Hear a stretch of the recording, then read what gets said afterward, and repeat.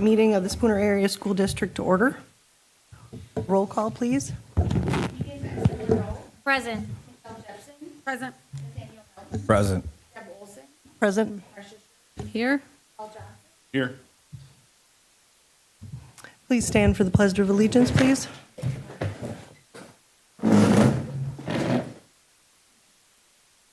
Pledge allegiance to the flag of the United States of America and to the republic for which it stands, one nation, under God, indivisible, with liberty and justice for all.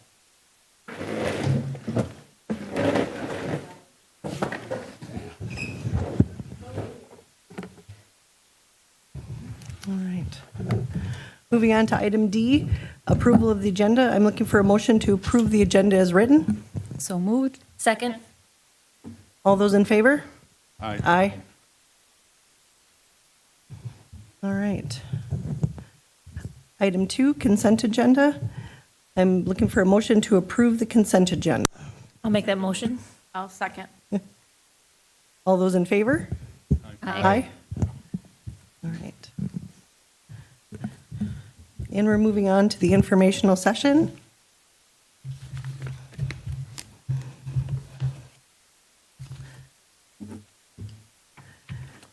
I'm going to summarize the committee of the whole meeting minutes. These are also on the website, the district website, for you to view. We had a meeting on September 13th. We called the meeting to order at 6 p.m. We had several presentations of staff, and we had a referendum update from Brad Kunkel from CISO 11, and he gave the updates on the district-wide construction projects. The board received and placed that information on file. We discussed the referendum construction project furniture purchase, and that was moved, a consensus to move to tonight's regular board meeting. We had a discussion regarding the temporary line of credit. That also had a consensus to move to the regular board meeting. We had the annual seclusion and restraint report by Mr. Hopke. The board received and placed that information on file.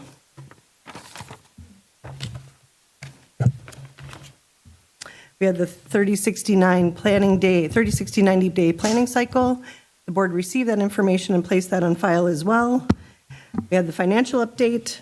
We also received and placed that information on file, approval of the vouchers, and we had consensus to move that to tonight's meeting as part of the consent agenda, and we convened into closed session, and there was no action taken during our closed session.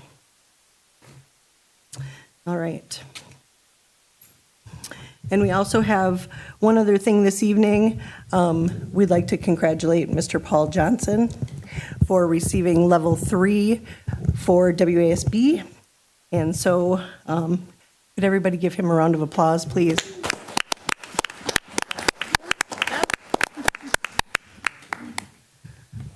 Thank you very much, Paul. I know that is quite a lot of time and effort to do that, so thank you. All right.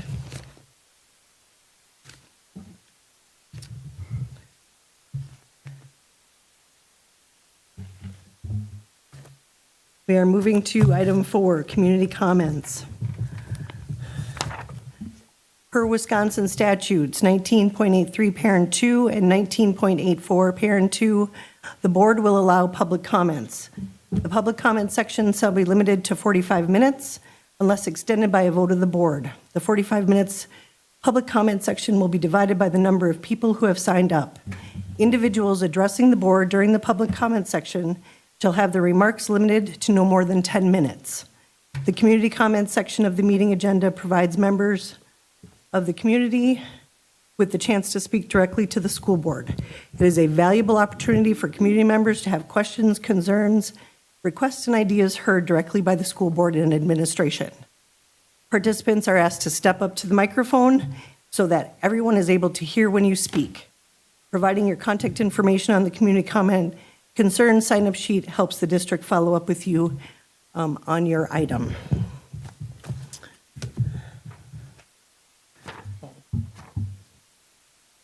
Okay. All right. So it looks like there's approximately 7 minutes per person. If you need that time, thank you. Yep. I'm going to go in order as you signed up on this sheet. And I apologize if I don't say your name right. So the first one is, I can't even read the first one. Sandy? Huh? Sandy Majeski. Okay, Sandy Majeski, can you please come forward?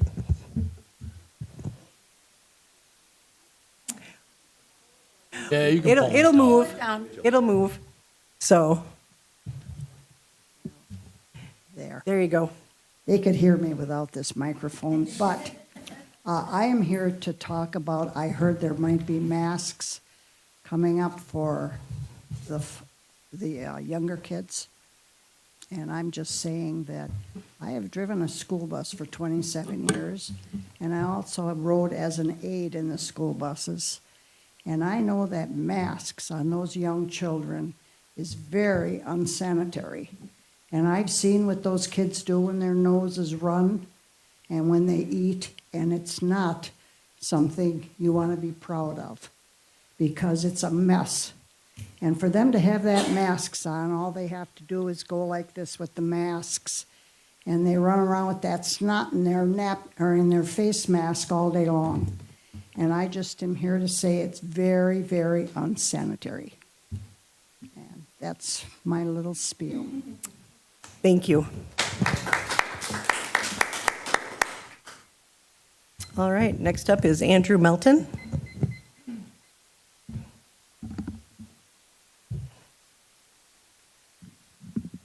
You want to bend over? No, I'm just kidding. First of all, I'd just like to thank you for your service on the school board. I know it has been a difficult couple of years of making decisions. Even if I disagreed with some of your decisions this past couple of years, I at least understood why you were making that decision. With COVID-19 being new, no one knew exactly what to do. It was difficult making decisions, and I know you wanted to protect those who do not have a vaccination yet. A year and a half later, things are different now. Anyone who would like to be vaccinated has had the opportunity. The government has given plenty of notice. They've encouraged people, and they have even paid people to get it done. I'm convinced that those who are not vaccinated at this time are making that decision because that's what they think is best at this time.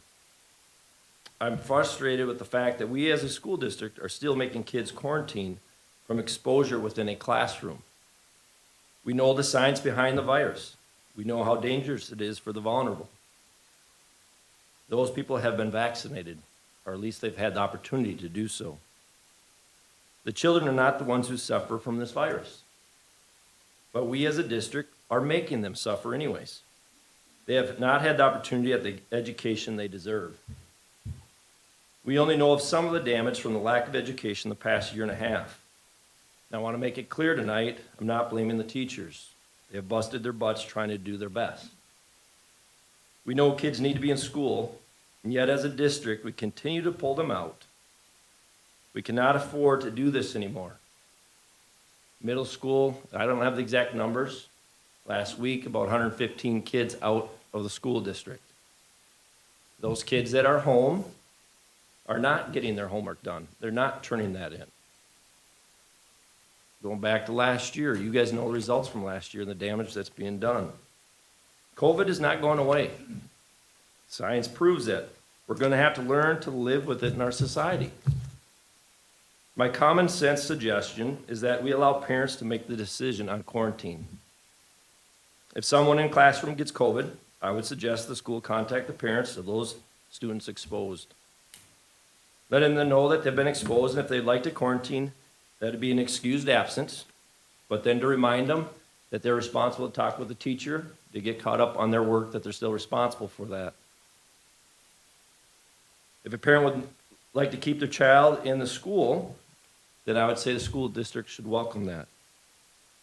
Spooner would not be the first school doing this. Again, you hear a lot of rumors, so I didn't want to just take rumors, so I called the Menominee School District today, a large school district, and I talked to them, and yes, they just passed that they will no longer quarantine their students. They had too many kids missing. They care about their kids. They care about the education. And the parents are saying enough is enough. If you decide to continue to send the kids home, or continue, or want to remask the middle school and elementary, I believe it's important as a community and as parents that we start standing up. I'm willing to be the first. If my son gets quarantined and you say you need to come get him, I will be here at 3:20. And I will send him back the next day to school. And if you call and to say you need to come get him, I will be here at 3:20. Again, we need to start standing up for our kids. And again, I'm not blaming you. It's been tough, but the science is behind this. We have to move forward as a community. Our kids deserve an education. They deserve to have those things that you guys had. We cannot afford to keep doing this. Thank you.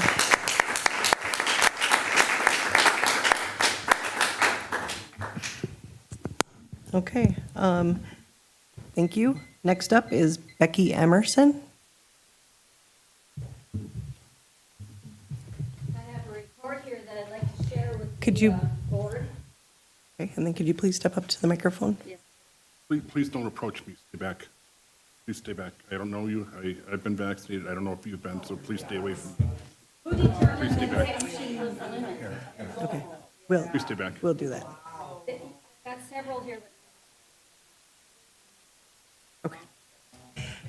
Okay, please refrain from commenting, please. Thank you. I'm afraid that the mainstream media has done its job in producing fear, and I'm never in fear. The Bible tells us 365 days in Scripture, one for every day. Do not fear. Do not be afraid. Don't be in fear. And then it also tells us in the Ten Commandments, number 9, it says, I shall not bear false witness.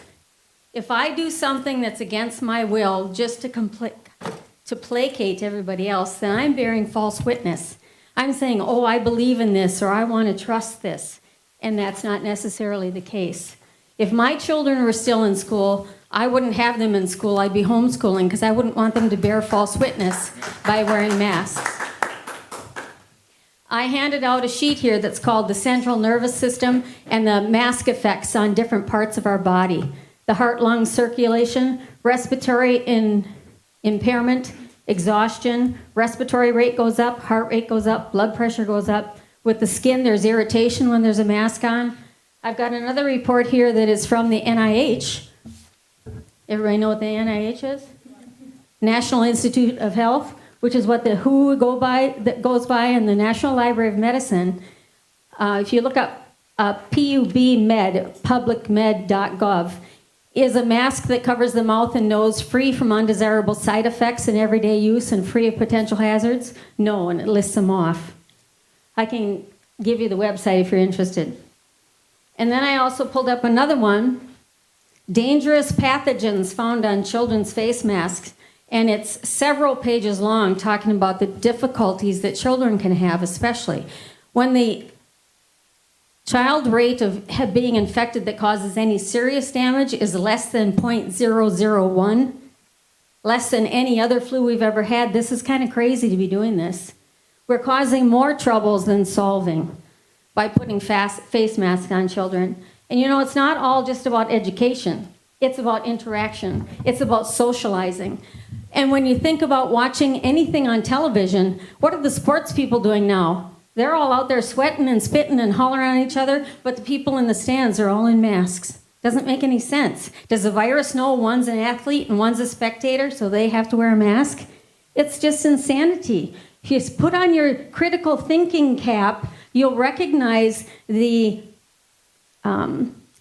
foolishness, if that's an okay word, foolishness of some of the legitimate reasons, like 6 foot distancing, or you have to wear a mask, or you have to do this. Who picked 6 feet? Did you know that that is a distance that's required in some occultic practices? 6 foot distancing. Mrs. Emerson, excuse me, I'm very sorry, but would you address the board and not the public, please? Okay, Thank okay. you. You're welcome. I don't know if I had anything else to share. Just a matter of fact that this particular report, dangerous pathogens found on children's face masks, again, I've got the website. Again, it comes from the NIH.gov site.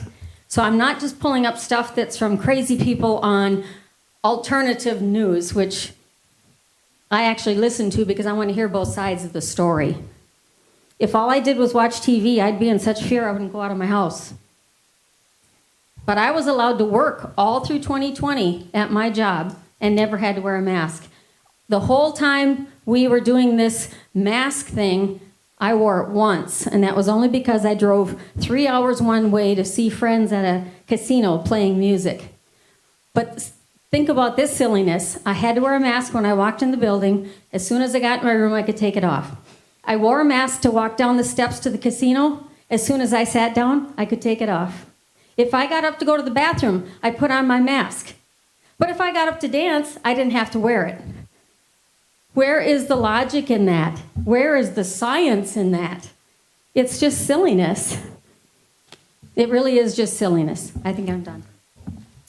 Thank you very much.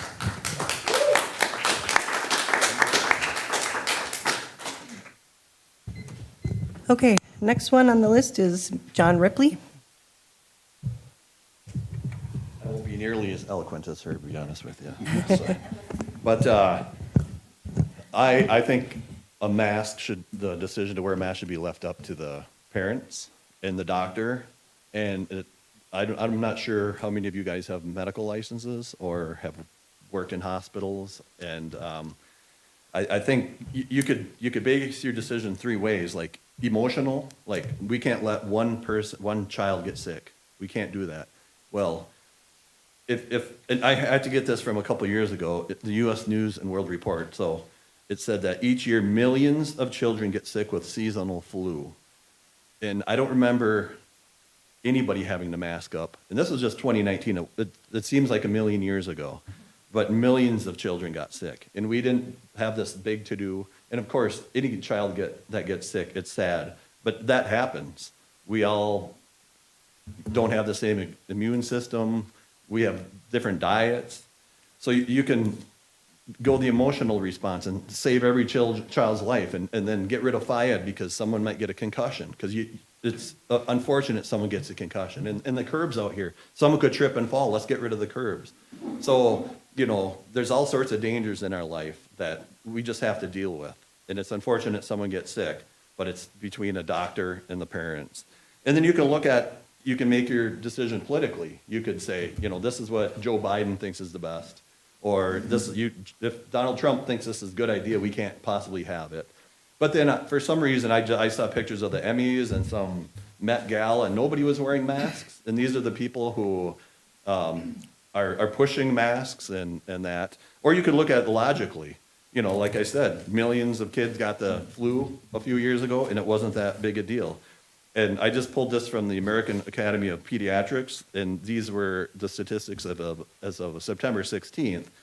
And it said, this was 45 states reporting since the pandemic, among states that were reporting, which included Puerto Rico and Guam, which aren't states, children were 0.00% to 0.25% of all COVID-19 deaths.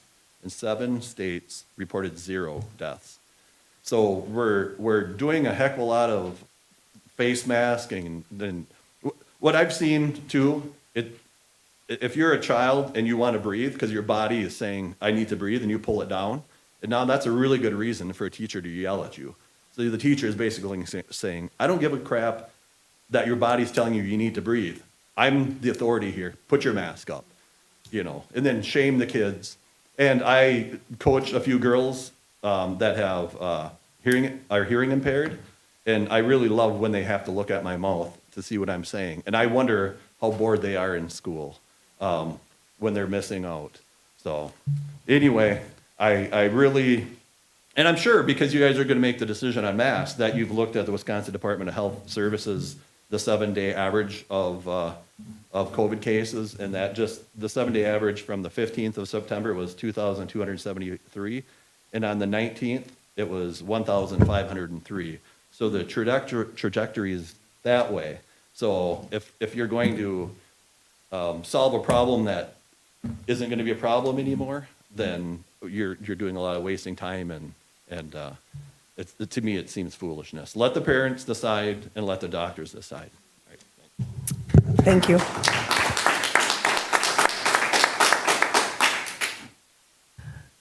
Okay, next up is Warren Tuttle.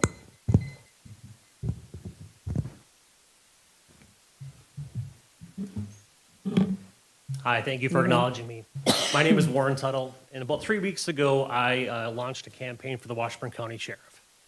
And I wanted to address the board today, first off, to introduce myself, because I don't know most of you.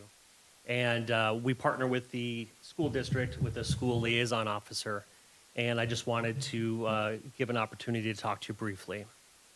I have 15 years of law enforcement experience. I also have 12 years of business management experience with a bachelor's degree in business management. My campaign foundation is basically building community relations, working with the people of the community. Drawing a blank here. Basically, I want the people to know that what the sheriff's office is doing is making a difference. You know, it's not a secret what we do. We work with people every day, and there's no reason for the people to have that mystery of what's going on with the sheriff's office. The people should know exactly what's going on a day-to-day basis. In this political climate right now, we're experiencing a huge problem with law enforcement, getting people interested in the field. We have a lot of people that are leaving and not interested in coming in. It's going to become a problem. So we need to start working more with our school districts to mentor the students to get them into our profession. It's, you know, we work hard every day to work with the people to do what we can to make a difference. Before I leave today, I'm going to hand out some informational cards where you can contact me if you have any questions. Be happy to talk to anybody on a one-on-one basis about what my campaign's about. Thank you for acknowledging me. Thank you very much.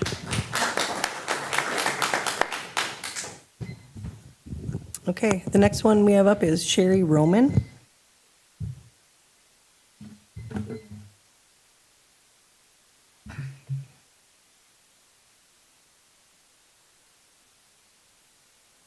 That's perfect. Wait, I'm wrong. Okay. Sorry. I'm not the same size as you. All right, or whatever. Okay, before I start, I have some reference material to hand out. Can I give this to you? Sure. It's identical. So if somebody at some point in time would like to have that.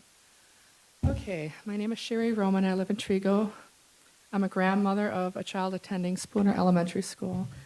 I will be bringing to light a more practical viewpoint, i.e. risks over benefits of children wearing masks all day in school. The viruses are extremely tiny.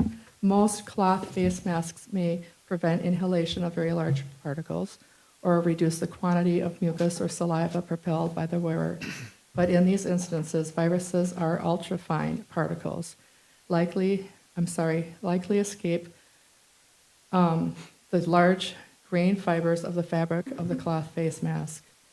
The CDC recently published information stating cloth face masks will not protect against smoke particles. Quote, cloth masks will not protect you from wildfire smoke. Cloth masks that are used to slow the spread of COVID-19 by blocking respiratory droplets offer little protection against wildfire smoke. They do not catch small, harmful particles in smoke that can harm your health. Smoke particles are much larger than a virus. See image. Sorry, I'm not trying to.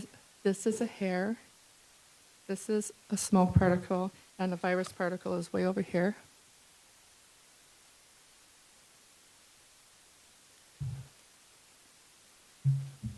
Considering the cloth face mask will not work for smoke and a virus is far smaller than a smoke particle, it is doubtful the cloth face mask will provide any protection from a virus. Presently, much of the debate within society related to face masks has centered on effectiveness, but perhaps more important than effectiveness is safety. What if the masks become what if the face masks are detrimental to a child's health? What if they obstruct breathing? What if the masks become contaminated with pathogens, considering children are not the most sanitary and may touch the mask with contaminated hands and subsequently develops a bacterial infection in their lungs? What if the masks become moist from long duration of use in hot classrooms and then the masks are reused the next day without being washed and mold spores grow and the child develops a fungal infection of the lungs or throat or mouth? Inspiratory flow, when you breathe in, is measurably higher in mask wearers than in non-mask wearers. Speaking while wearing face mask results in significantly higher bioburden of a cloth mask, indicating greater opportunity to spread biological pathogens as well as greater breathing resistance and increased inspiratory flow to meet the demands of speaking while wearing the cloth face mask. If I was wearing one right now, I'd probably pass out. This situation is most certainly would impact children wearing face masks all day at school, where talking is expected and required at least some of the time. Children have a faster respiratory rate than adults, whereby at rest, adults take in an average of 12 to 16 breaths per minute, and at rest, children average between 20 and 30 breaths per minute, resulting in greater breakdown of the cloth material and increased opportunity to inhale any loose fragments of material from the mask. There are breathing differences between children and adults. Children's lungs are not fully developed until age 20 to 25, and it goes on about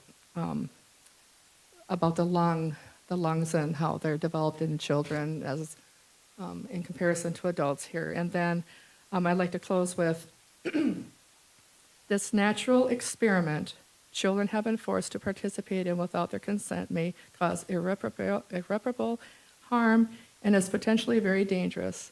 In essence, children are required to wear a medical device. These have been now classified as PPE for hours at a time, 5 out of 7 days a week, both indoors and outside, even while participating in physical activity, without the due diligence of without a single scientific study to determine if it is safe for children to wear surgical/cloth face masks. I propose wearing face masks should be left to the discretion of the parent and it should not be required or mandated, at least not for children. I have a letter from a child, if you'd like to have it. It's actually from my grandchild. She says, it's the truth that she wrote this. Dear school, I do not want to wear a mask because you can't recognize anyone. From Vienna Spirits. She's 7. You wanted it. I'm sorry. Do you want this? Up to you. No, that's up to you. I'm sorry? Make it a record. Make it a record. Yep. All right, and this is also something if you'd like to have. This is another chart of micron size.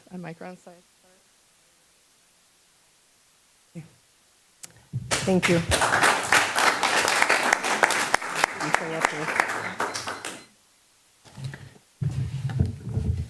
Okay, one more. So next up is Bob Becker.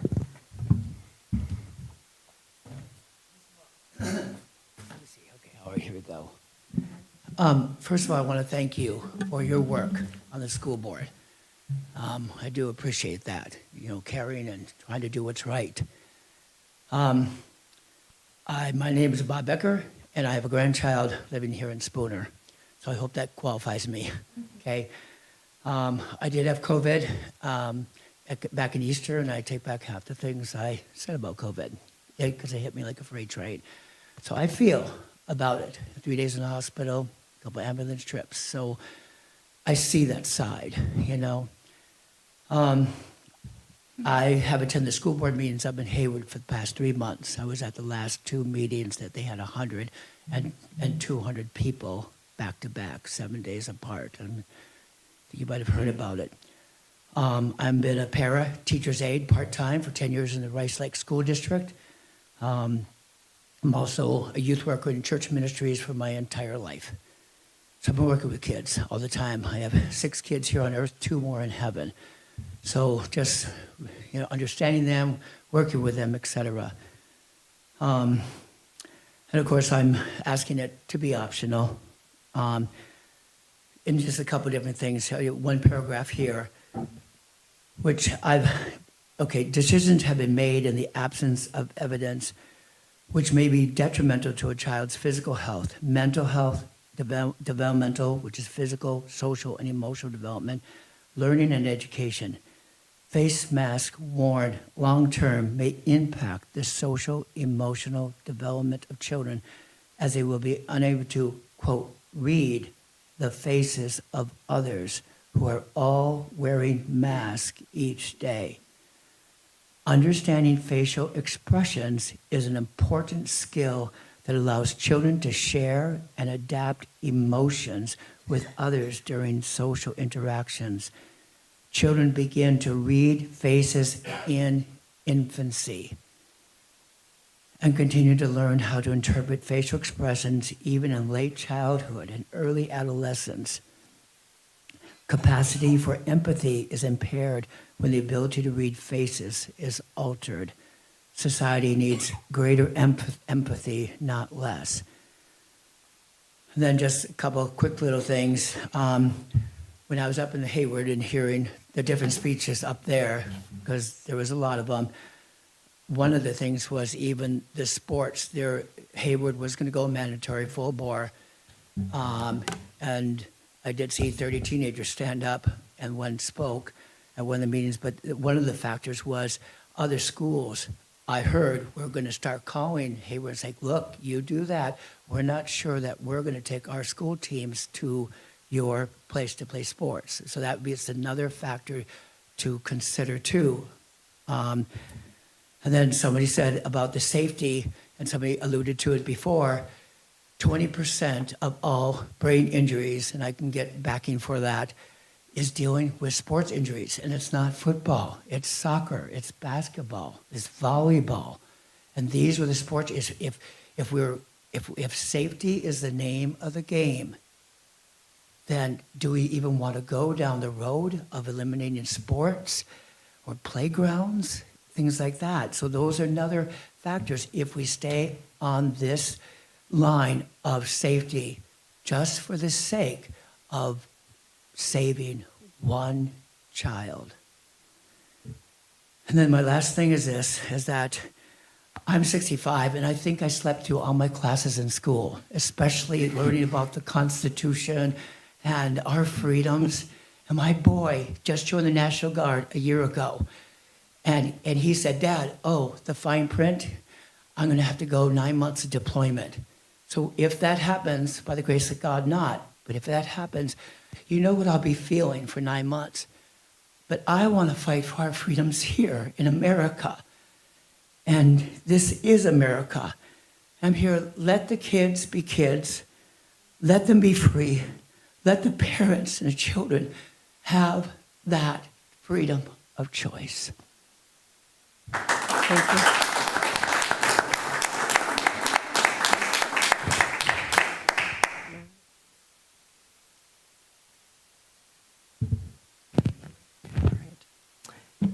Thank you, everyone, for coming in and speaking and letting us know your concerns and opinions on this matter. We appreciate all of the feedback. All right, we're going to move on to item 5, which is the discussion and action portion of tonight's meeting. And we're going to look at item A, consider personnel recommendations. Dr. Aslan. Resignations before you this evening: Michelle Wireman, special ed para, 6 years of service. Tracy DePaula, special ed para, 7 years of service. Brian Amos, head girls basketball coach, 1 year of service. Can I have a motion to approve these resignations, please? Second. All those in favor? Aye. Aye. All right. Thank you very much for your service to the district. Moving on to hirings. Hiring recommendations. Hannah Geyer, special education, I stand corrected, general education teacher aide, recommended by Mr. Berghammer. Stephanie Hinkfuss, special education paraprofessional, recommended by Mr. Hopke. Amy Daniels, special education paraprofessional, recommended by Mr. Hopke. Joy Hammersberg, special ed paraprofessional, recommended by Mr. Hopke. Christina Davidson, special ed para, recommended by Mr. Hopke. Caitlin Holt, ESSER-funded health aide, recommended by Mr. Hopke. And Bryn Babinick, middle school volleyball, recommended by Mr. Lucius. Can I have a motion to approve these hirings? I'll make that motion. Second. All those in favor? Aye. All right, welcome to the district. All right, moving on to item B, acceptance of donations. So a number of donations before you for your consideration this evening. A donation from Jeannie Berglund to Spooner High School, 2 backpacks filled with school supplies.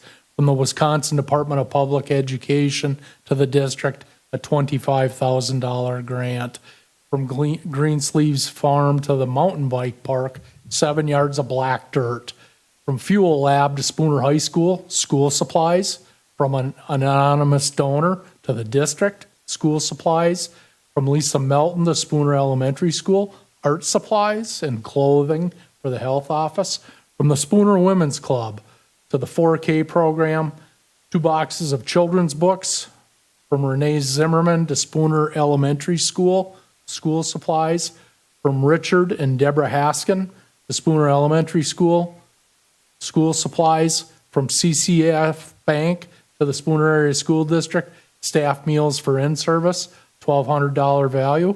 From Tom and Monique Clark to the Spooner High School Volleyball Squad, a huddle subscription, value of $1,250.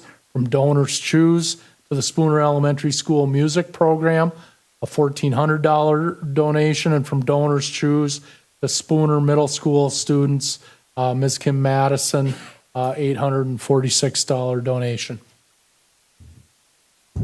Motion to approve these donations. I make a motion that we approve these donations and along with our gratitude for the significant generosity. Second. All those in favor? Aye. Thank you very much. I cannot believe all of the wonderful things that people in this community do for this school district. We really appreciate it.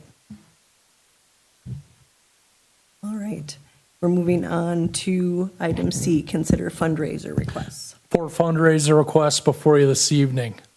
The first is coming from the Drama Club. Mr. Thornley is the advisor, and they are conducting a fundraiser where they're looking to raise between $3,400 and $4,000, and they do that to assist with the financial needs of the 2021-22 drama productions, excess funds used for club student scholarship and a field trip at a later date.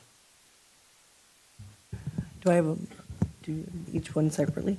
Do I have a motion to approve this fundraiser request? So moved. Second. Any questions? All those in favor? Aye. Aye. All right.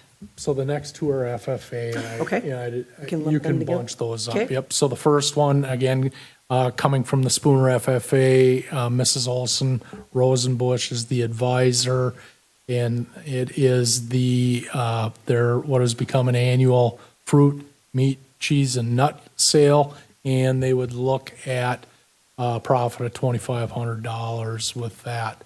The second one is a Saruji chocolate sale, which they've also done annually, looking to make an anticipated profit of $1,800. Motion to approve these 2 fundraiser requests. I so move. Second. Any questions? All those in favor? Aye. All right. Last one comes from Spooner Volleyball. Jessica Bambenik is the point of contact, selling butter braids for uniforms, nets, and volleyballs for the volleyball squad. And they have an anticipated profit of $4,000. Motion to approve this fundraiser. So moved. Second. Any questions? All those in favor? Aye. Aye. All right. Okay.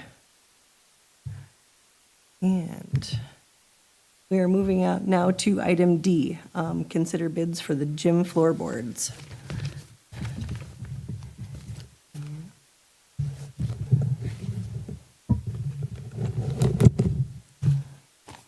I have two bids here, which I'm going to open. So.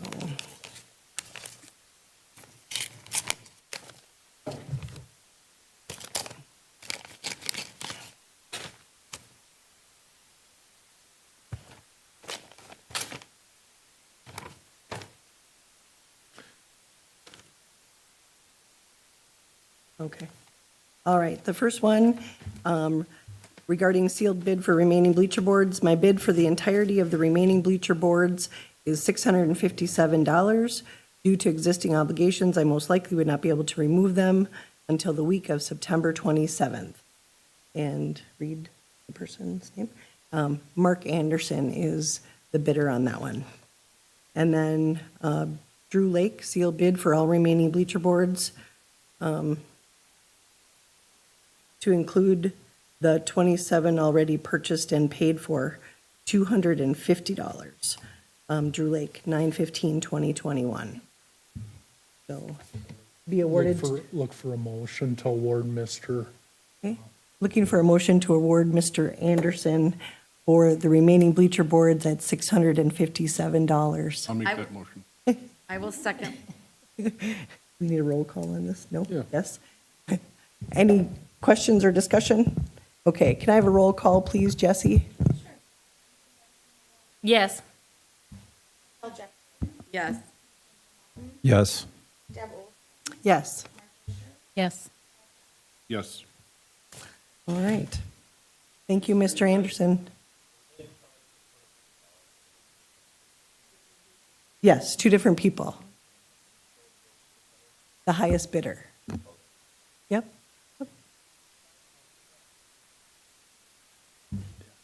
Not fielding questions. Yeah. That was in the community comment. Okay. Not fielding questions at this time. Yeah. Yeah. All right. Moving on to item E, consider the line of credit. So I'm looking for a motion to approve the line of credit with CCF Bank for cash flow purposes as presented at the COW meeting. I will so move. Second. It's coming to state, so it's in the record. I will make the motion that we approve the 2.5 million from CCF Bank to do the cash flow through January or February is where we normally do. Okay. Thank you, Michelle. Second? I second that motion. Okay. Any questions or discussion? This is just for information, this is what we typically do every year for those who are not aware of that. This is an annual thing that we do. It covers, Not going to It's that. not. what it does is this covers any loose ends until we receive all our tax money. And correct me if I'm wrong. So when that comes through, there's just a period of time when we wait for our tax money to come in. So we have that line of credit. If we have to use it, we use it to carry through all our responsibilities. Then that's done January, February, if so, and then it completes it, and it's something that we do every year to fill that gap for information purposes. Please keep in mind that we're trying to conduct business of the board here. This is not a question and answer session. And so I understand that, but you would be able to get this information off of the meeting when we had at the committee of the whole. You would have been here, you would have been able to hear that definition of those things. So, again, Do we have motion and a second on the floor? Yes. Roll call vote, please, Jesse. Yes. Yes. Yes. Yes. Yes. Yes. Motion carries. All right, so, all right, we're moving on to item F, which is discuss and consider the temporary SES SMS mask requirement. And I'm going to call on Mrs. Hamilton to please come forward.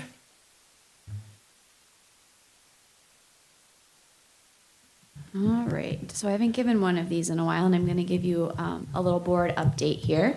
So just a brief reminder that we have a communicable disease plan and relevant state laws that have to deal with communicable disease, directing us and directing myself, both as a school employee and as a registered nurse, in my work with communicable disease. So just a reminder that as an employee and as a registered nurse, I have certain obligations and responsibilities to follow policies, procedures, and state laws. So I'm going to give you an update on the current situation so you have a feel for what is going on. So we have confirmed outbreaks at the middle school, high school, and elementary school. The confirmed outbreak at the elementary school includes 32 cases and 228 close contacts. The confirmed outbreak at the middle school includes 17 cases and 64 close contacts. The confirmed outbreak at the high school includes 5 cases and 36 contacts. It's important to note that some of those linked cases are community contacts, so if a parent tests positive subsequent to a student testing positive, it's linked to those cases. Those are not included in our total district counts when we look at parent cases and such. Outbreaks have impacted our early return option. We started out the year with having the option of early return at 8 and 11 days. As the outbreaks very quickly escalated, we were unable to do that for students. So another way to think of an outbreak is how many classes are involved. Is this just one kid in a class? Is this multiple kids in a class? 7 elementary classrooms at this time have at least 2 cases that have been impacted in their classroom. 1 elementary school classroom has 5 positive cases in their classroom. 1 middle school classroom has 7 cases, and there's an additional elementary school classroom with 3 cases. So we are seeing spread in the classroom of COVID. It's very evident. I would also add to that when that doesn't include the high school, and with the multiple cases we've seen at the high school in the last couple of days, it's like concentric rings when you start looking at the seating charts as far as how it is spreading in the classroom. Total positive cases, slightly updated from the numbers you were provided late last night. 56 cases total for September. 44 active cases currently. 34 student cases and 22 staff cases of COVID. There were 20 staff cases over the weekend since Friday. Student cases at the elementary school, 15, middle school, 11, high school, 6. So once again, we've had 56 cases to date in September. Last year total, we had 98 cases for the entire year. Current exclusions, your notes were for 9/17. On 9/17, we had 341 students excluded district-wide. As of today, there were 430. That's 66% of the elementary school, 29% of the middle school, and 19% of the high school. So transmission of the Delta variant. We started hearing about this summer. There wasn't a ton of information on schools because schools hadn't been in session. It's highly infectious. It's highly transmissible. One discussion we're having tonight is the use of masks. What we're finding is that if individuals are properly wearing masks, one person will transmit that Delta variant to 1/2 other person. So you're seeing a negative transmission rate. If no one's wearing a mask, it's 1 to 6. We're probably seeing a 1 to 6 right now. So the big picture for September, as of late last night, not updated for today, where we've had additional contacts, is 246 students excluded as close contacts. In September 2020, we had 20 students excluded. The only month that even comes close to that many exclusions from last year is 180. We have a much more infectious variant that we are dealing with this year. In total, 612 students have been excluded from in-person education at some point during the month of September. In October of 2020, there were 336 students excluded, and that was the most for the 2020-2021 school year. So we're much greater than any other month last year. Once again, the Delta variant is extremely infectious, and this is a completely different situation than last year. So, how do we decrease the number of exclusions? We have information from the CDC, we have information from the DHS, and I've reviewed this before. It's that Swiss cheese approach where you use different layered mitigation measures to keep students in school and learning. Mitigation measures include mask wearing, social distancing, excluding ill and infected close contacts, appropriate ventilation, hygiene, and vaccination. So one of the options that's been given to us to decrease exclusions is the use of masks by the health department. At this time, as directed by the health department, we exclude students within 6 feet of an infected case. If we are using masks in the classroom and doing our best to maintain that 3 feet distance, we do not need to exclude students if all the students are wearing masks. It's important to note this does not apply to teachers, staff, or other adults. This is for students. This is something that, looking at the evidence, which we've heard some of it tonight, that students are not as likely to transmit, maybe, and we want to keep students in school, we can make that accommodation for 3 feet rather than 6 feet if people are wearing masks. And the health department is very willing to work with us on the 3 feet rather than 6 feet. So I'll just read from Sherry's email. If the school district institutes universal masking, the health department will not require exclusion of students in the classroom setting unless the teacher has observed physical contact. So even if you're wearing a mask, if you've touched someone or jumped on them or, I don't know, wrestled around on the floor with them like small children do sometimes, we would still need to be excluding students. So as long as, for the most part, people are able to keep their hands off of each other. So some of the younger grades, we might have a little bit more of a challenge with this. This is understanding that the school will do its best to maintain 3 feet of distance between students in the classroom. Sherry notes, I feel that 4K may still need to be excluded as it seems unlikely that they will refrain from physical contact, which I would agree with. Obviously, there will still be some exclusions, but the wholesale classroom exclusions are done. So when we exclude classrooms, please remember that is under the direction of the health department guidance, and that is working with the health department and saying, here's the positive case, what do we need to do next? So the health department is saying, if we will use masks and we say, here's the positive case, what do we do next? Are you maintaining 3 feet of distance to the best of your ability? Yes. Then we don't need to exclude students if they're all wearing masks. A couple of clarifications. So I already kind of mentioned it, but in sports or physical activity, where there will still be exclusions if there's actual like touching and close contact. This is for students only. Unvaccinated teachers and paras will still be sent home. And I know that the option that the board is looking at tonight does not include the high school. So high school students would continue to be excluded if they're within 6 feet of a positive case. So if we just kind of look at the numbers, as of last night, we had 246 students. If everyone was wearing a mask, 246 students would have avoided quarantine. So that's not all of them. There's another 300 that are still excluded. Why do we have those extra exclusions? So those extra exclusions are because students are sick. They are getting sick. They're out of school while they're waiting to get tested. They're out of school because their family declines testing, which is their right, and then they remain home for 10 days from onset of symptoms. They're out of school for other reasons related to COVID. When we look at that bigger number, it's positive cases, it's household contacts. Sometimes parents choose to pull their students from school when their siblings are quarantining because they feel it's not a good idea to send the other siblings to school. So that larger number includes a variety of reasons. So if the goal is to keep kids in school and learning safely, as well as staff safe and working with those 20 staff that tested positive this weekend, adding masks is an option of a way to do this. I would say that potentially you would have fewer exclusions overall, in addition to not needing to exclude close contacts if we were seeing significantly less spread of illness at school. We have a lot of sick kids.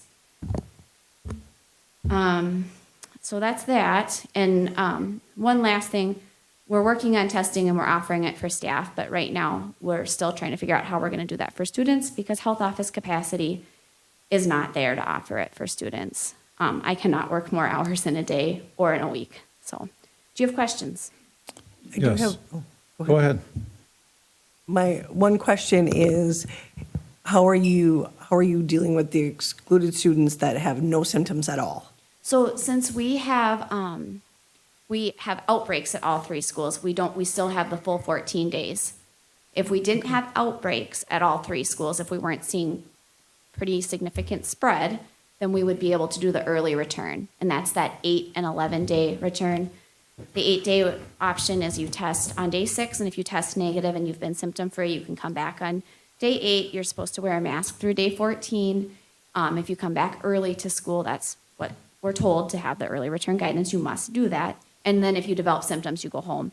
The 11-day guidance is that you can sit it out through day 10, and if you remain symptom-free through day 10, you can come back to school on day 11. Once again, must wear a mask through day 14. And if you develop any symptoms through day 14, you're going home for the 10 days or get tested. Does that make sense? So I have a question. So people are having a hard time finding places to test their kids. So it's putting some undue stress on a lot of parents because they can't just go anywhere and get tested anymore. Yeah. Plus, I believe it's not like it was earlier where they get that free testing, right? So there's free testing through the state, actually. Any parent could order a test kit to have at home. And I recently had a quarantine child, and we used that, and that worked pretty nice. We had results back within 3 days. And it is tough right now to get in for testing, but most people have been able to get in within 24 to 48 hours. Okay, and when you refer to a health department, are we talking about the state health department? Are we talking about Washburn County Health Department? Yep. So the pandemic has provided an interesting learning opportunity. So when we think of health department, it's kind of a top-down approach. So we look at CDC. CDC gives guidance to Department of Health Services, Wisconsin Department of Health Services. Wisconsin Department of Health Services gives direction to our local health department. And what state law tells us is we work with our local health department as far as how those, how that guidance and those laws are going to apply to our school district. Does that make sense? Yeah, I'm curious, and this has nothing maybe for you, but how can one school totally just say, hey, not do it?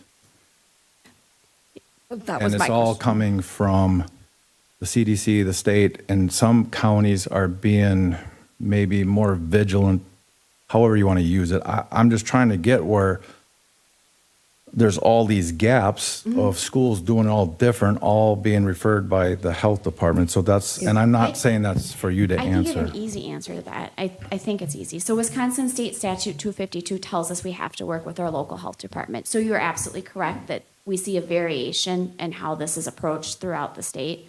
But to be legally compliant, we need to work with our health department.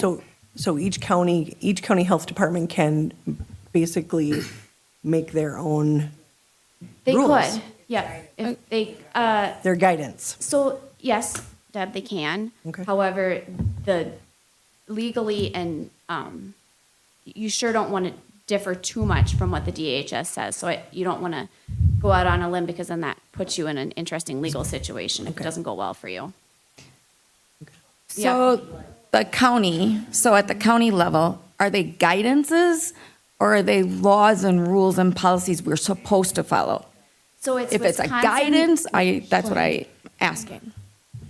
Please, everybody, can we refrain from comments while we are speaking? Please. I apologize. I started talking before you were That's done. It's okay. hard when there's background noise to Yes. stay focused. So thank you. So it's guidance is from the health department, I guess is the best way to put it. So we don't have like an ordinance, if that's what you're looking for me to tell you, Michelle. Well, nope, I just want to know if it was a guidance because going off of what Mr. Melton was saying, so in the same county, we have schools doing different things because they are following a guidance, but they're not doing it to the level of certain schools. Right. So choosing what, right now tonight, I think you're here to discuss the use of masks at middle school and elementary school. I think that you probably need to put it on your agenda if you want to not follow the local health department guidance or change how you're following it. Is that correct? I want to. So a follow-on question off of Mr. Melton's question and Mrs. Jepson's question. Who issues the order to quarantine a student or a staff member, and how does that process work? Sure. So that's a better way to clarify it. So that Wisconsin State Statute 252 tells us that that's the local health officer who tells us that. And so we follow those rules, and we are working with the county to follow that. And as I understand it, that is an order, correct? That is an order. Yeah, that's a good way to phrase it. Thank you. Yep. But the two schools aren't following the same order then, is what I'm understanding. Yeah, I provided you information today. And had contact with the superintendents in each of the 3 other school districts that are in Washburn County. And they are quarantining. They're contact tracing, and they're excluding. Correct, but now my question is, how are they excluding? What are their feet they're doing? Are they wearing masks? Thank you very much for getting the information for us, but there's a lot more that we have to look at based on that. So masks are optional in each of those districts. Those specifics, you'd really need to address that with those districts, because that's not information that we have access to. Yeah. Question, so all of the students that have tested positive, how many of those have been hospitalized? I knew you were going to ask that question. None of them. None. Yep.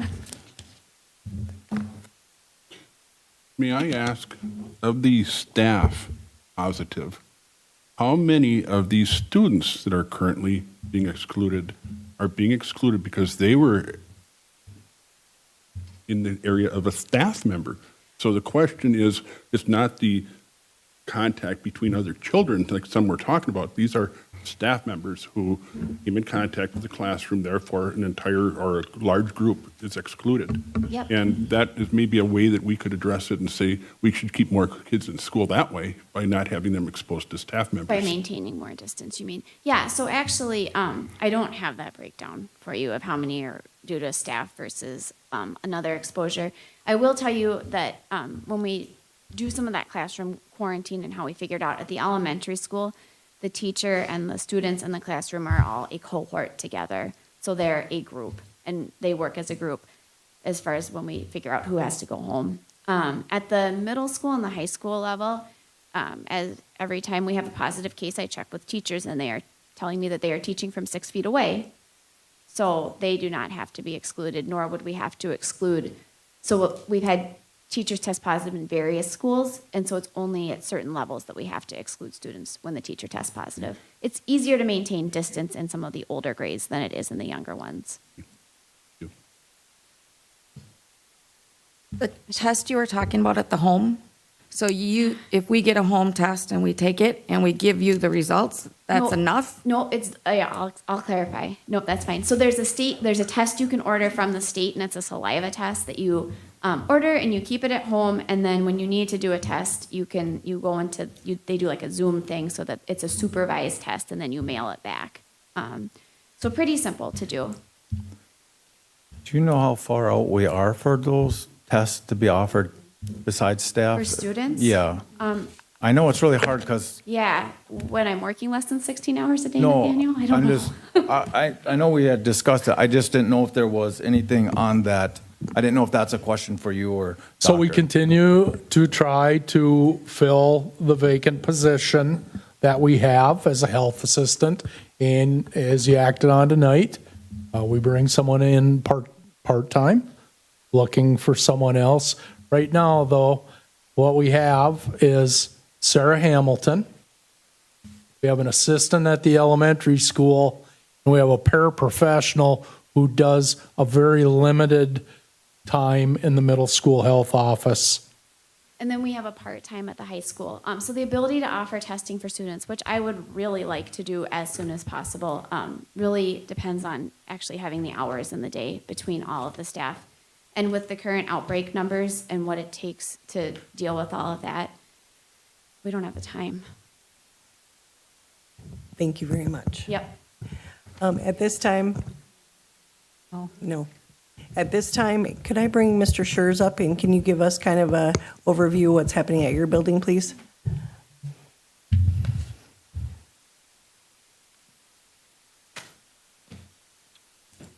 we're experiencing COVID at the high school, just to give you an update, okay. It's going well in the sense that we got a really good, strong staff that's been able to backfill all the staff absenteeism that we've had. Students, it's pretty much consistent with what we've been doing from last year. Kids can wear a mask if they choose to. We have, every day I think there's more kids that wear them, okay, even though they aren't mandatory at the high school. The concern is, as we've talked about, today was a rough day. And it doesn't look like the next week or two is going to be much better. And again, I don't know how long that lasts, but we're having a lot of students exit the building because they're sick. And again, we're running into a lot of staff now that have tested positive. And again, so what we're doing is same thing we did last year. We're trying to, and I actually spoke to all the students today and just reminded them that we do want to keep the building open. We want to be face-to-face. So we'll try everything we can to keep you in the building. The good news is I really believe they all want to be there. That's a change from a few years ago. They really appreciate being at school. And as a result of that, that's our intent to teach face-to-face as long as we can. Okay. Thank you. Mrs. Geese-Reagan?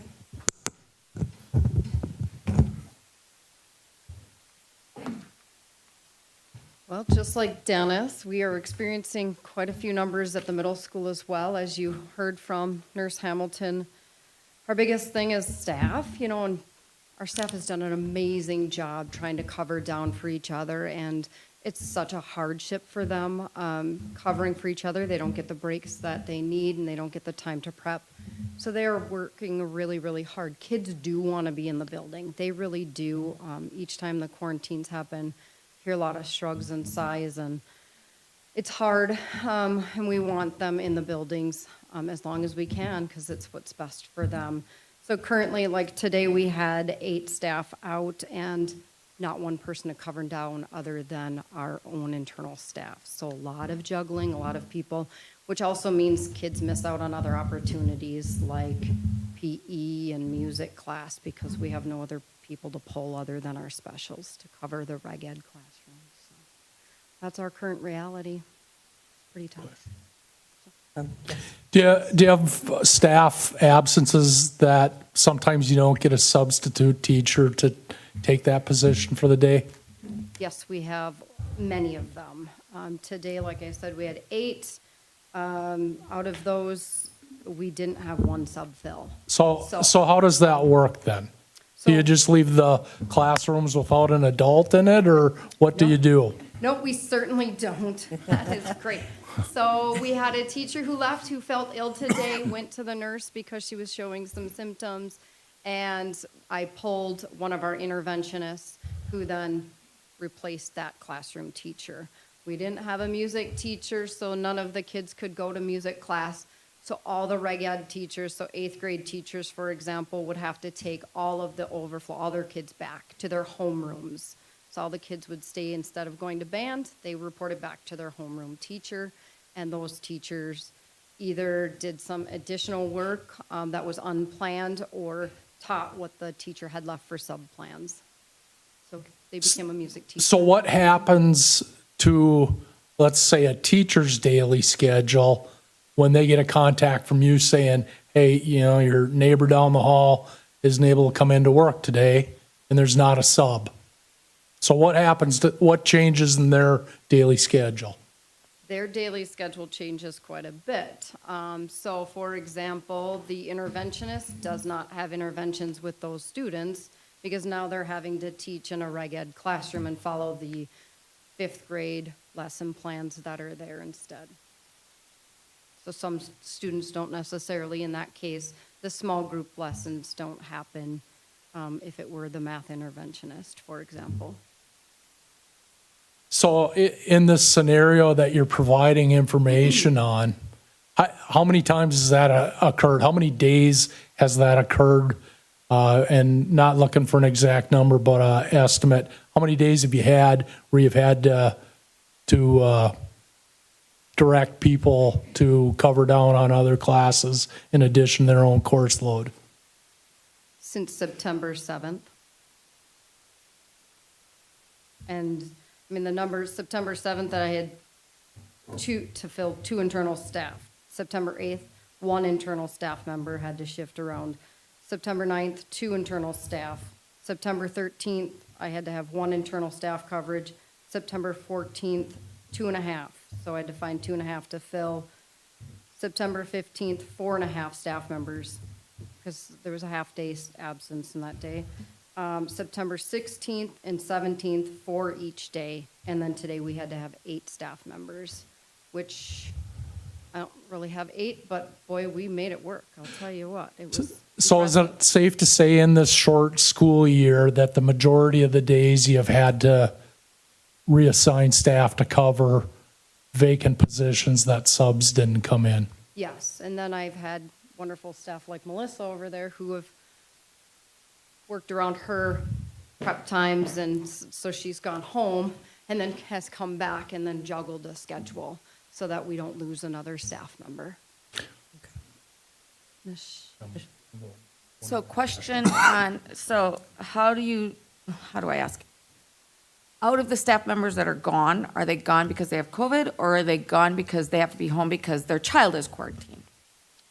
Both. So we've had some staff who are pretty sick and who are home, but quarantine situation as well, where they've had younger children at the elementary per se, and they've had to be home because they have no one else to be with their children. Thank you. So one more question. Boy, no one here hopes that this trend continues, but if it were to continue, what would you see the impact on learning?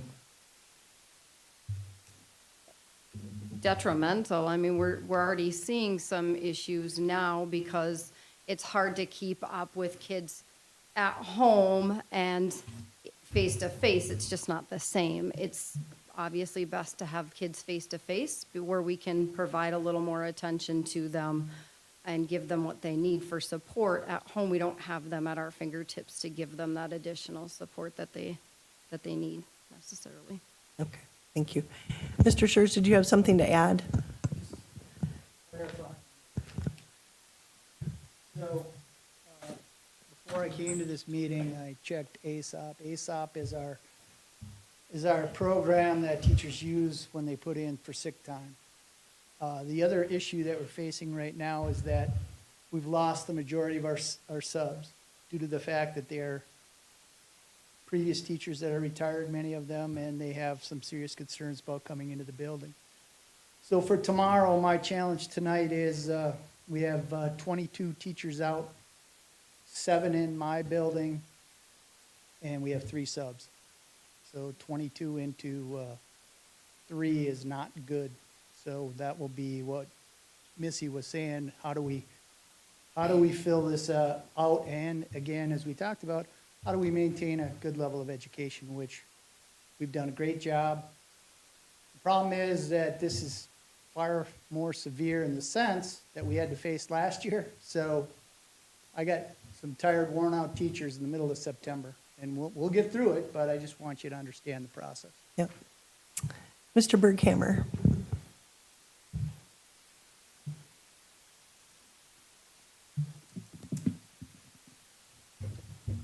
Pretty much the same, as the other principals were talking about. When you go down our list, as of today, both our 4K classrooms are in quarantine. We did have 2 of 4 of our kindergarten in session, 0 of 4 for our first grade in session, 2 of 4 of our second grade in session, 2 of 4 of our third grade in session, and 2 of 3 of our fourth grade in session. So we had 13 classrooms of the 21 were quarantined, so we had 8 in session. Kind of the same boat here for the last few weeks, asking teachers to kind of double up on some of their duties, covering other classrooms, at the same time trying to maintain what they have going on with their own classroom that's being quarantined and trying to answer questions that's coming to them. And I would see that, sorry about that. I would see that trend will probably continue at least through this week, as we have a number of staff members, number of pairs out. And again, when kids are being quarantined, and sometimes when classrooms are being quarantined, but then the teachers are not, and then vice versa, that creates quite a bit of a situation, is trying to figure out staffing and who should go where. We've been trying to maintain grade bands as far as trying to figure out if a fourth grade teacher is available, they would cover for another fourth grade class that would be in session. They know the curriculum. But again, that fourth grade teacher is still trying to double up kind of in a course of a day. And obviously that happened today with the third grade teacher. Tomorrow will be the same thing. We'll have another staff member that's will be filling in the fourth grade in the afternoon. And again, that continues with the shortage of subs. And we have, some subs that just, obviously don't want to come right now because they're a little nervous of the situation. But that's kind of where we are. It's been going like that for, a few weeks. We had 9 of 21 grade level teachers are out. 5 of 10 special ed teachers are out. 7 of 15 pairs are out. Right down the list, 2 of 3 student support, 1 of 2 administrative assistants. Right down the line, 2 of 3 custodians, 3 of 4 food service. So it's kind of right down the line as far as staff goes. Again, to echo the other administrators, our staff is, doing a wonderful job. Everybody's excited, positive. It is what it is right now. The situation we're going through just makes things a little bit more difficult. And again, the students are the ones that are obviously having the most difficult time because a lot of them aren't here. And the staff are doing the best they can to reach out to those students that are quarantined. We have multiple tables set up out by the office for parents and families to come and get the school supplies, whether they're Chromebooks at the upper grade levels or paper pencil things at the lower grade levels. Some of the situation, it occurred so quickly that a lot of our lower grade levels, the primary grades, they really weren't even in position to hardly teach their classes, to even log into their devices. And this thing started happening. The quarantines happened, so that's why they're kind of in the paper pencil route right now, and we'll see going forward. Go ahead. Mr. Berghammer, what do you see as the viability of your current staffing arrangement if we continue on this trajectory into the future? We'll continue doing the best we can to have grade bands cover one another, but there's going to be instances where kindergarten teachers are going to be covering fourth grade classrooms, situations like that, just because we have to cover internally the best we can. Thank goodness, our special teachers are helping with some recess supervisions to give breaks.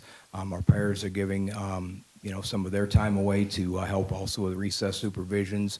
They've been coming into other classrooms to give assistance because obviously in the course of a day, if you are a third grade teacher and your classroom's at home, you still have parents calling, you still have emails that's coming in on the curriculum that's being at home, and plus you have a group of students that are out in front of you that you're trying to teach as well. So pairs are coming in to help out the best they can and as their schedule allows them to. Thank you, Mr. Berghammer. Mr. Hopke, would you like to give a little summation of what you're seeing?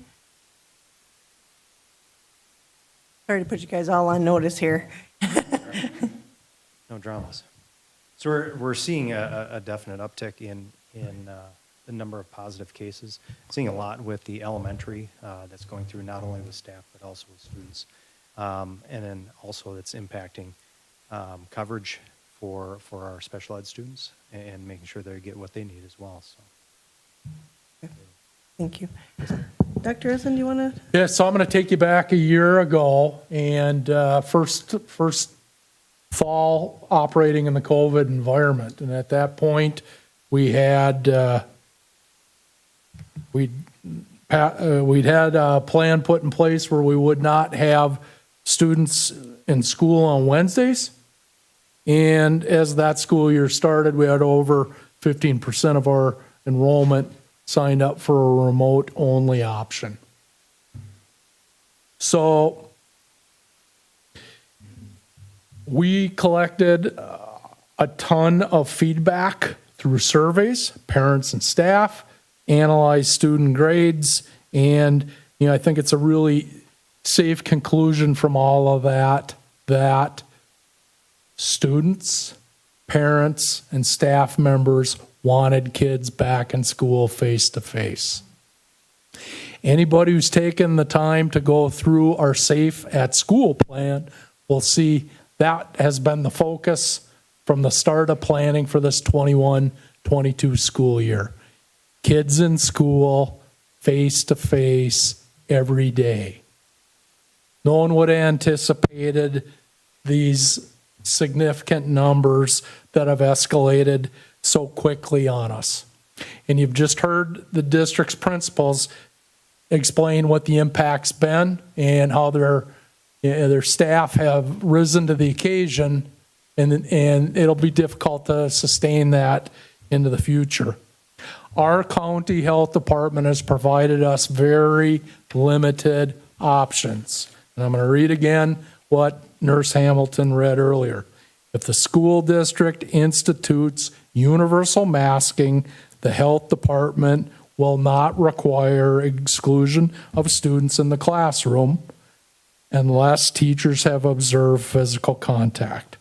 This is the understanding that the school will do its best to maintain 3 feet of distance between students in the classroom. Nothing open to interpretation there. All of our buildings are located in Washburn County, and that's where we have to take our direction from. If you look at schools in Polk County, the process and procedures are different. If you look at least some of the schools in Barron County, their processes and procedures are different. If you look at the 2 largest school districts in Douglas County, their processes and procedures are different. We have what we have. We have very limited options. Most students, all students at the elementary school and most of them at the middle school do not have an option to receive COVID-19 vaccinations due to age restrictions, even if their parents would consent. All students at the high school are old enough to receive the COVID-19 vaccinations if parents consent. We're going to continue to focus on providing face-to-face learning opportunities to the best of our abilities. And again, that's based on a great deal of feedback that we've received. It's based on the learning that took place for us as a district last year, knowing that remote learning, whether it's remote only or even having to be remote 1 day a week, is not the best long-term solution for students. The ability for students to interact with their peers and to interact with adults in schools is critical to their well-being. And we are focusing right now on having adequate staff to continue face-to-face operations in the Spooner schools. Work is underway to provide a COVID-19 vaccination clinic for district employees who have not been vaccinated and consent to it. At this time, nobody wants to see masks. Unfortunately, we've been painted into a corner as a district, and this is the best course of action to keep those schools open. Thank you. All right. So item F is discuss and consider the temporary SES SMS mask requirement. So I'm looking for a motion to approve the temporary mask wear for all students and staff at SES and SMS from 9/22 of '21 through 10/6 of '21. So moved. Do I have a second? A second. Discussion.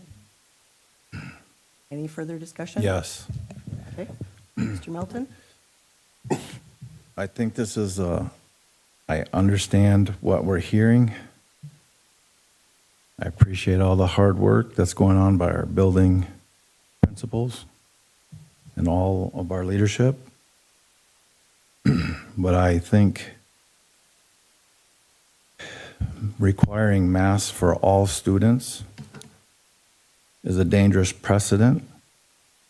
I think that whenever you take a decision out of parents' hands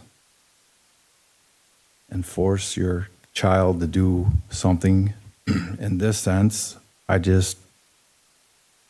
parent should know their child the best.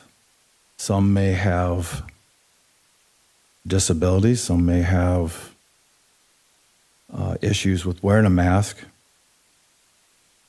And so I would rather see us strongly encourage mask wearing, strongly encourage our parents to have our kids wear masks in the elementary, middle school, and as we're seeing in the high school, more and more kids are doing that rather than mandating.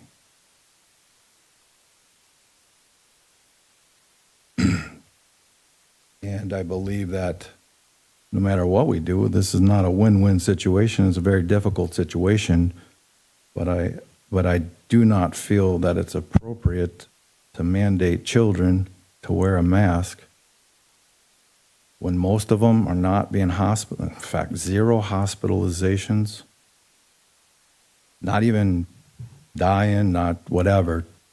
Some of them hardly get sick, and the ones who are sick, we send home like we should, like you would with the flu or diarrhea or whatever. So it just concerns me. I understand we're in a dilemma, and so but I have concerns about us making a decision. I do not want to make a decision for a parent on something of this nature. That's my statement. Any further discussion? I would like to add, what we're dealing with here is we're balancing a risk. What we're balancing is the risk to me, the risk to my community, the risk to our students, and we're balancing the risk of our health versus education. And we're trying to determine, is it more important for us as a school board to make a decision on the health care of our community, which is our students, our staff, board members, yes, everybody, because it's invisible. We don't get to see who has it. We can only take precautions and hope that we're doing the right thing based on our information. And with the information that I saw in these numbers, this is not the COVID we were dealing with last year. This one is serious, and it's killing a lot of people. I know it is. I know it is. Please. The topic here is that how much do we have to see before we take more drastic action, shutting down a building or 2 buildings, when we can't keep our buildings staffed, when we have staff members becoming ill, and we don't know whether they're getting it from the student or the students are getting it from them. That's the worst part, is we don't know. The only thing we can do is try to take the precautions and keep everybody safe. And nobody's forcing anybody to take a vaccine that they don't want to take, but we also know that those who are having the vaccines are not the ones that are getting sick. The hospitals in this country are full right now, and they're not full from people that are having the side effects. So my concern is I don't want to see anything happen to our community and our district that is harmful to our students. And that's the goal, is to keep everybody healthy. So that's my view, is you can make your own decisions how you keep yourself healthy, but we as a district have to do something within our buildings to protect our students. And what happens outside the buildings, we have no control over, and we're not trying to regulate. We're just trying to say during that time, from the time you get on that school bus until the time you get home, we're asking you to keep your mask on to protect yourself and to protect others.